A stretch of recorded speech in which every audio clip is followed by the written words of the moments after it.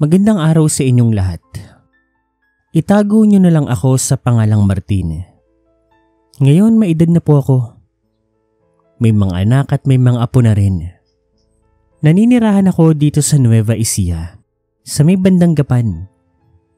Ang kwentong ibabahagi ko sa inyo, nangyari ito sa nakaraan, nung ako'y binata pa at naninirahan pa sa piling ng mga magulang ko, dito pa rin sa nasabing probinsya.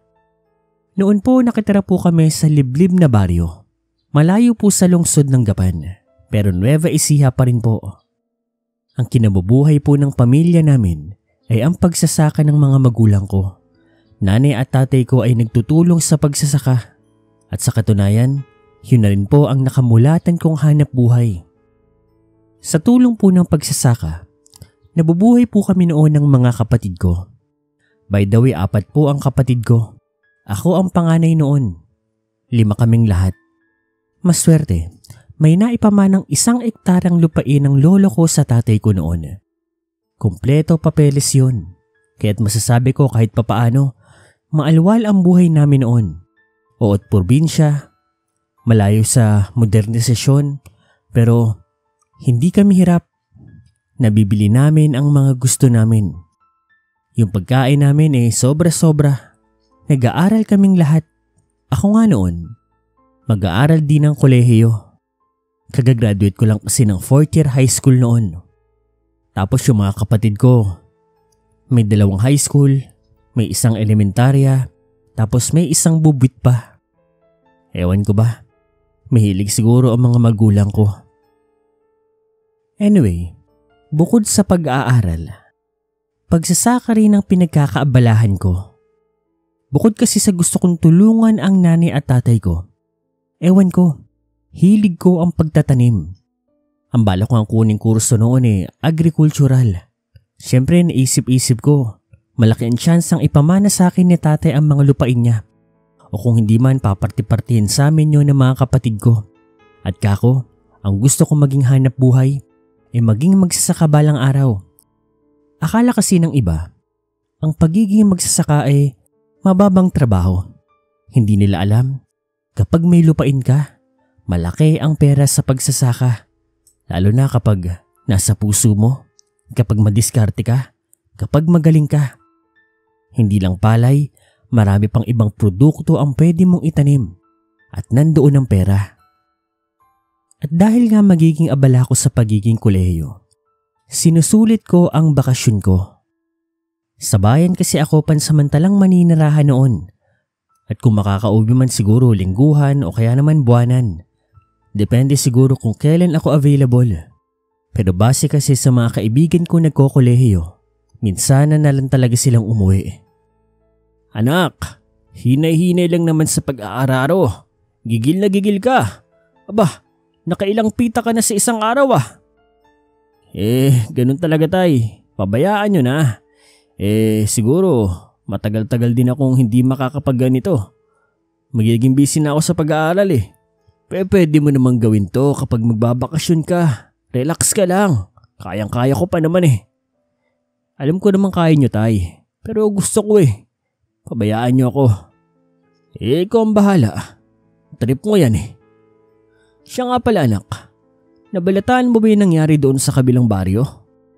Yung sa pakwanan ni Dodong?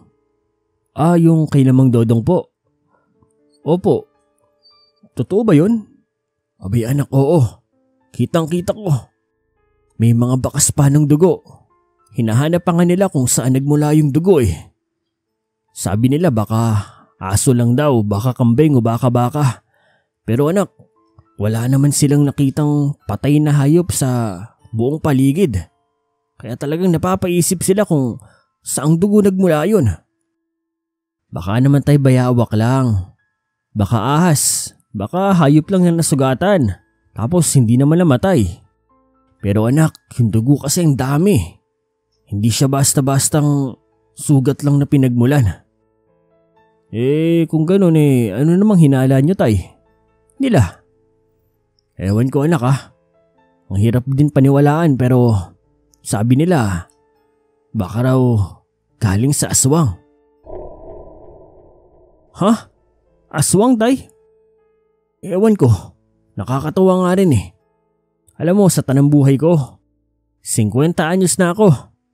Pero hindi minsan, hindi pa ako nakakita o nakaranas ng aswang. Kahit ang lolo mo noong nabubuhay pa. Pinagtatawanan din yung mga ganyang kwento. Yun naman pala, tay. Bakit naman yun ang nasa isip ng mga tao dito sa atin? Kasi naman anak, kilala mo rin si Domeng, di ba? Oh, si Mang Domeng? Yung lasinggero? Oo, nak. Ang sabi niya, nakakita raw siya ng isang tao na nagpalit bilang aso noong nakaraang gabi raw. At yun ang sinasabi nila na baka yun yung aswang na pinagmulan ng dugo. Tayo naman, sa dami ng pwedeng panggalingan ng kwento dun pa kay Mang Domeng. Lasinggero yun eh, pakalasing lang. Anak, lasinggero man si Domeng. Kilala ko yun. Hindi nagsisinungaling yun. Hindi mapaggawa ng kwento yun. Dating konsehal yun ng ating baryo. Nagsimula lang naman maging lasinggero yun noong namatay yung asawa at anak niya sa isang insidente. Pero matinong tao yun, nak. At alam ng buong baryo yun.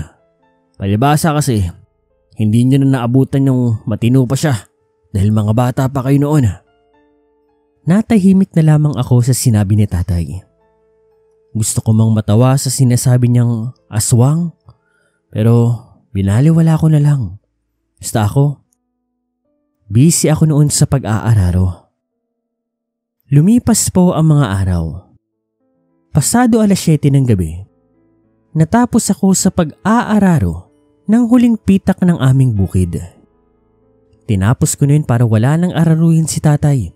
Sila na lang bahala magtanim ng palay o kaya naman magbuhos ng bigas. Matapos kong mapatay ang makina ng pang-araro namin, pinarado ko na rin ito. Bukas ko na lang kako itatabi. Bahala na si tatay. Hindi naman mawawala yun doon. Medyo malayo-layo pa ang lalakarin ko. Nasa bandang pinakadulo kasi ako ng aming bukid. Nang maya-maya, napansin ko na parang may sumusunod sa akin. At sa paglingon ko sa aking likuran, kahit medyo nagsisimula ng dumilim noon, napansin ko na merong isang tao. Noong una hindi ko naman pinapansin yun. Nagpatuloy lang ako sa paglalakad ko pabalik ng aming bahay. Natatanaw ko naman ang aming bahay, pero malayo-layo pa rin ito. Nagsimula ako ng bilisan ng aking lakad at napapansin ko rin na bumibilis din ang pagsunod niya sa akin. Dahil doon, huminto na ako at tumingon doon sa likuran ko. Sino ka? Bakit mo ako sinusundan? Pagkasabi ko noon, nagulat ako dahil bigla siyang tumakbo papunta sa akin. At kitang-kita ko, yung itsura niya, ibang klaseng tao, mukhang halimaw. Takbo ko ng mabilis. Pinakamabilis na yatang pagtakbo ang ginawa ko noon. Malayo pa ako noon sa bahay namin nang magulat na lamang ako nang bigla lamang dumating ang tatay ko na nagmula sa kabilang banda. May makasama siya. Maakapwa niya magsasaka. Anak! Sabay-sabay nilang nakita ang humahabol sa akin. Dahil doon, hinabol din nila ang humahabol sa akin. Ako naman, lumakas na ang loob ko. Imbis na tumakbo ay sumugod na rin ako. Yung nilalang na yun, napahinto. Hindi alam kung anong gagawin. Haharapin niya ba sina tatay o ako? Ang ending, tumakbo siya papalayo. Anak, ayos ka lang ba? Ayos lang po tay. Ano ba yun? Iyon yung aswang, nak. Siya yung bagong dayo dito sa ating baryo. Yung bagong lipat. Pumunta sana kami para puntahan ang bahay niya pero naabutan ka namin. Buti na lang hindi kami nahuli. Halika, samahan mo kami. Puntahan natin ang bahay niya. Sumama ako sa kanila. Napuntahan namin ang bahay nung nasabing dayo. At pagdating namin doon sa labas pa lang, sumabog na kaagad ng napakabahong amoy. Pinasok namin ito at nakita namin sa loob ang nagkalat na mga karne karne ng hayop at karne ng tao. Hindi na namin abutan pa doon ang dayo. Kumpirmado, aswang nga ito. Sa kabilang baryo, marami na raw pala itong nabibiktima. Hayop, tao. At sa pagkakataon na yon, doon naman daw sa baryo namin ito mambibiktima. Ako na nga daw ang susunod sana. Buti na lang, naligtas ako ng tatay ko. Dahil kung hindi ko alam ang gagawin ko.